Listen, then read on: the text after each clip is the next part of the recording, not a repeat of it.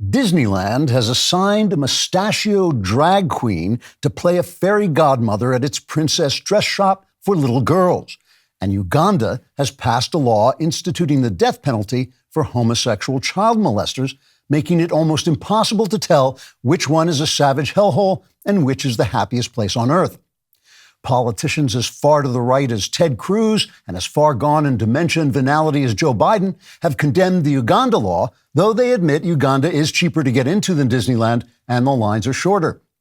The government of Uganda, meanwhile, is hoping to feature images of Disneyland in its tourism advertisements and is testing out different slogans, such as "Visit beautiful Uganda, we may be oppressive and violent, but at least we put homosexual child molesters to death," or "Come to Uganda. It may be the armpit of the universe, but at least you won't have to wait online 2 hours to have your children corrupted."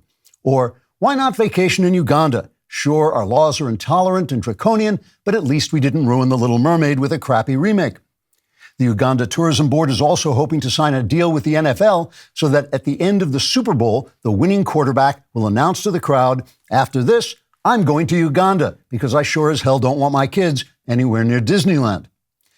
Disney spokesman Pansy Groomer, don't blame me, that's the guy's name, Disney spokesman Pansy Groomer condemned Uganda's tourism campaign in a statement delivered to a 10-year-old boy in a Disneyland men's room, saying, quote, "Here at Disney, we remain deeply committed to using wholesome franchises created in the past by people with 10 times our talent to lure families into a cesspit of sexual deviance and disorder so that their children can one day grow up to live in a world where demons chase them through pits of fire for all eternity. After all, that's what our founder Walt Disney would have wanted had he been an evil psychopath," unquote. Mr. Groomer also defended the company's decision to cast black actress Halle Bailey as the formerly white Little Mermaid in the remake, saying he loved Halle's performances in Monsters Ball and Euphoria. When Mr. Groomer was told that those performances were by two entirely different black actresses, he was so humiliated he decided to commit suicide by moving to Uganda. To be fair, Disney is not the only American company that has taken upon itself the nearly impossible task of making Uganda look good. Retail giant Target recently decided to celebrate Pride Month with a display of transgender children's clothing designed by a Satanist. Facing a protest boycott, Target said the children's clothing was not for children when it was, claimed that customers were attacking store staff when they weren't, put the clothing in the back of the store where, strangely, it continued to be just as evil as it was in the front of the store, and finally said they'd remove the clothing altogether, though who can say, because they lie about everything and are evil. Target spokesman Pansy Groomer, and again, don't blame me, Target spokesman Pansy Groomer released a statement to a 10-year-old boy in a men's room in Disneyland saying, quote, "We at Target are deeply committed to pretending to give a rat's ass about our customers' values while we continue to look for opportunities to undermine and destroy them," unquote.